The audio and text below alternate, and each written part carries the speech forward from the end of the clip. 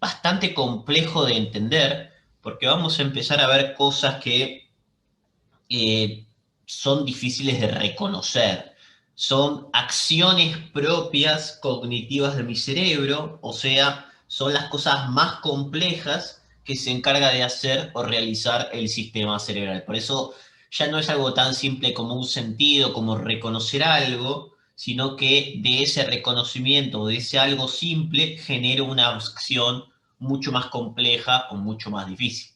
Así que vamos a ir tratando de desarrollar un poquito este tema. Las cortezas de asociación es lo que nos diferencia de los animales en la evolución. ¿Por qué? Porque nosotros desarrollamos estas cortezas que son las encargadas de hacer funciones cognitivas complejas. De ahí que la diferencia entre nosotros y otras especies tiene que ver con este desarrollo funcional de la parte del cerebro. ¿Y cuál es la función de las cortezas de asociación? Bueno, el concepto de las cortezas se refiere a procesos cognitivos complejos o procesos cognitivos y motivacionales. La pregunta es, ¿qué sería un proceso cognitivo? ¿Qué es esta cuestión de cognición? Algo cognitivo se refiere a algo que requiere usar la lógica, usar el pensamiento, usar el razonamiento, identificar, reconocer. Requiere un pensamiento difícil o requiere un pensamiento propiamente dicho. Hay que diferenciar lo que sería atención de cognición. Atención es estar mirando algo. Si yo me pongo a mirar la pantalla y estoy colgado mirando la pantalla, eso es atención. Para yo hacer cognición, o sea, para yo poder hacer alguna acción cognitiva, necesito prestar atención, sí o sí, pero también necesito estar pensando. Si yo estoy mirando la pantalla, solamente prestando atención, o sea, solo me concentro en algo y no estoy pensando en eso, no voy a hacer una función cognitiva, directamente voy a estar concentrado. Para hacer una acción cognitiva compleja requiero tanto la atención como el pensamiento de razonamiento, de planeación, de lógica a nivel de mi cuerpo. ¿Y cómo podemos ver qué significa este proceso cognitivo? Bueno, un proceso cognitivo se va a referir a que agarra las características sensoriales de cualquier objeto y se encarga de darle un nombre y una función. Eso es lo que hace las cortezas de asociación. ¿Qué quiere decir esto? Que yo, por ejemplo, voy a recibir la información de esta virome. ¿Okay?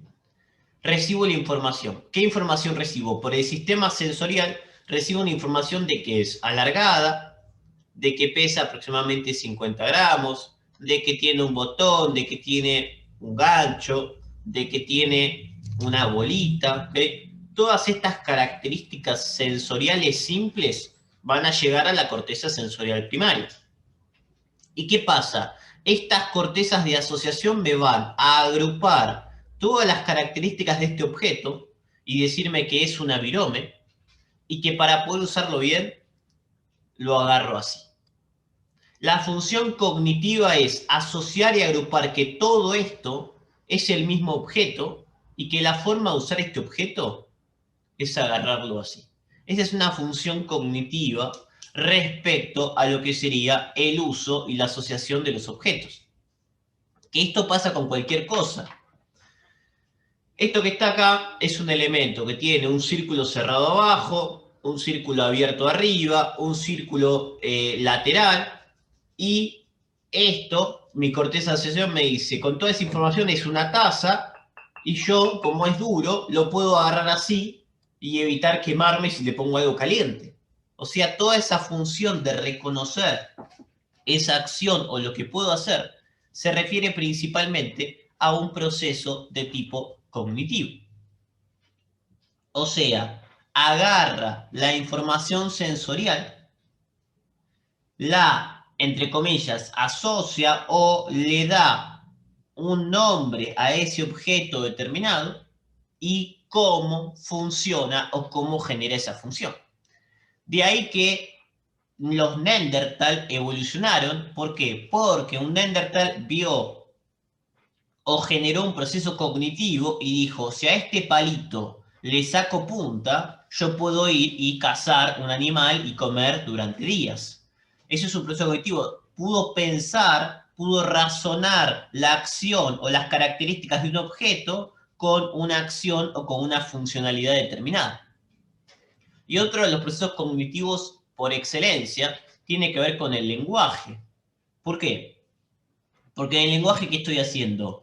Estoy seleccionando diferentes sonidos, letras o elementos y les doy un significado de tipo cognitivo. Esta letra significa esto, esta letra significa lo otro. Para yo poder entender el lenguaje, requiero asociar información y darle un significado o una cognición determinada a nivel de mi cuerpo. De ahí que yo ahora voy a tener, cuando hago algún acto motor, diferentes formas de recibir ese acto motor, que es lo que aparece acá en el medio, que es la corteza de asociación.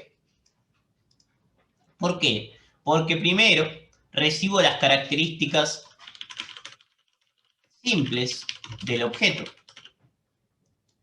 Una vez que las recibo por la sensorial primaria, que pesa 50 gramos, que es alargado, que es duro, etc., la llevo a la sensorial secundaria que me dice que todo eso es del mismo objeto. Me las integra, la secundaria, y me la lleva a las de asociación. ¿Qué va a hacer la de asociación? Le pone un nombre. Todos esos elementos son una virome. ¿Y cómo se usa? Y se agarra así. Le pone o lo asocia con un nombre y le da una funcionalidad. Ese es el proceso cognitivo. Por lo tanto, ahora ya sé cómo es una virome y cómo se agarra. Por lo tanto, ahora que ya sé cómo hacer o cómo agarrar esa virome, ¿qué hago? Genero el plan con la motora secundaria y lo ejecuto con la primaria. Esto lo habíamos visto en cerebelo. En cerebelo habíamos visto que el área de asociación me mandaba información sobre cómo tenía que agarrar ese objeto para poder coordinar y corregirlo. Siempre voy a utilizar estas cortezas de asociación para ayudarme a saber cómo voy a agarrar ese objeto. Si alguien me dice, tenés que agarrar una caja, yo ya estoy pensando con la corteza de asociación cómo voy a agarrar la caja. ¿Por qué? Porque yo sé las características sensoriales de una caja y la asocié con ese objeto y la forma en que debería agarrar un tipo de caja. Eso es esa función, o sea, agrupa información sensorial simple y le da un nombre y una función cognitiva a ese tipo de elemento. Y vamos a ver que hay tres tipos de cortezas de asociación importantes. La corteza anterior, prefrontal o frontal, el área o la corteza límbica y la corteza parietotemporo-occipital. Para el Purves, esto es para el Cardinali o para el Hussey hay tres, frontal, límbica y parieto-temporo-occipital. Para el Purves hay frontal, límbica, parietal y temporal. Para el Purves no existe la parieto-temporo-occipital, sino que se divide en estas dos o en cuatro cortezas superiores. Siempre vi que se evalúe hablando de las tres. ¿Okay? No vi evaluaciones de estas dos, pero bueno, por las dudas lo aclaramos. Vamos a ver qué es lo que hace cada una de estas cortezas, arrancando por lo que sería el sistema del frontal.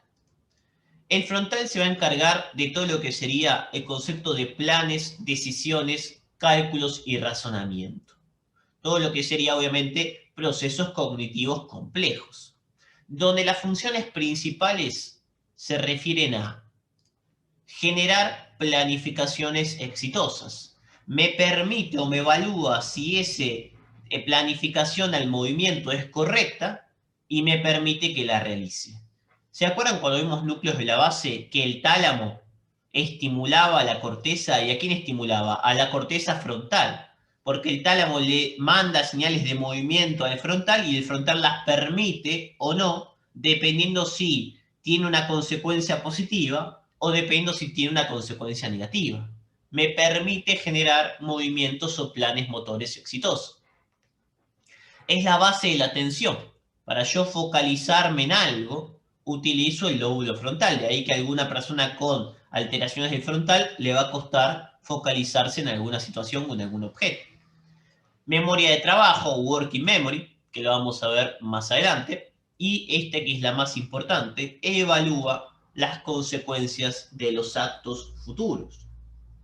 ¿Qué significa esto? Que la corteza frontal se encarga de cada vez que voy a hacer algo, evaluar esa consecuencia o esa acción, para ver si vale la pena o no vale la pena hacerla. Sería como un filtro, o es el sistema o la corteza superior que se encarga de generarme la conducta social o la ética y la moral.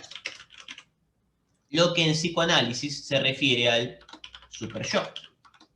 ¿Por qué? Porque es este sistema el que se encarga de frenarme o decirme si puedo o no puedo hacer algo, y de esa manera vivimos correctamente en sociedad o generamos la ética y la moral, porque sabemos lo que está bien y lo que está mal. ¿Qué quiere decir esto? Que si yo, por ejemplo, tengo ganas de hacer pizza ahora, no me bajo los pantalones y empiezo a hacer pizza enfrente de todos ustedes. Pongo pausa y voy al baño, ¿ok? ¿Qué significa? Todos tenemos un filtro o una evaluación de esas consecuencias que genera que podamos vivir en sociedad o en armonía respetando la situación de uno y de otro. Para verlo de un ejemplo, para verlo más real, imagínense que, vamos a poner un ejemplo que yo daba un poco viejo, pero bueno, ahora con pandemia es medio raro. Yo generalmente trabajaba en Recoleta, ahí cerca del Hospital Alemán. Me volví aproximadamente a las 9, 10 de la noche a mi casa, después de dar 7, 8 horas de clase. Entonces estaba detonado. Me vuelvo para el subte, me tomo el H, me pongo justamente en la puerta donde me puedo sentar primero y de esa manera me doy una siestita antes de llegar a casa. La cuestión es que viene una señora y se me para adelante, o sea, se me cuela. ¿Y qué pasa? ¿Qué pensamiento tengo? Tengo un pensamiento de ira y lo primero que se me va a ocurrir es tener ganas de empujar a la señora a las vías, que pase el subte y que se muera abajo del tren. ¿Qué pasa? No es una acción o un pensamiento raro, es un pensamiento un poco mala onda, pero existe. ¿Qué va a hacer mi corteza frontal? Me va a decir, no, pará, no hagas eso. ¿Por qué? Y porque si lo haces vas a ir preso, vas a perder, qué sé yo, toda tu vida, vas a llegar tarde a tu casa, tu mamá se va a poner triste, ¿ok? Todos pensamientos, todas cuestiones que ¿qué hace? Que evalúa la consecuencia y digo, no, pará, no la voy a empujar al tren, ¿ok? Entonces, ¿qué hago? No la empujo, la puteo y me voy para otro lado. Se encarga de generar esa acción o ese pensamiento que yo voy a tener de hacer algo, de una pulsión, de un deseo, porque son deseos animales, y mi cuerpo dice, no, pará, esto no lo hagas. Si yo tengo ganas de tener sexo, no voy a la calle y tengo sexo con una mujer de una o la desnudo ahí. ¿Por qué? Porque no está prohibido, ¿ok? Porque no se puede, tengo que evaluar esa consecuencia determinada, dado principalmente por este lóbulo frontal.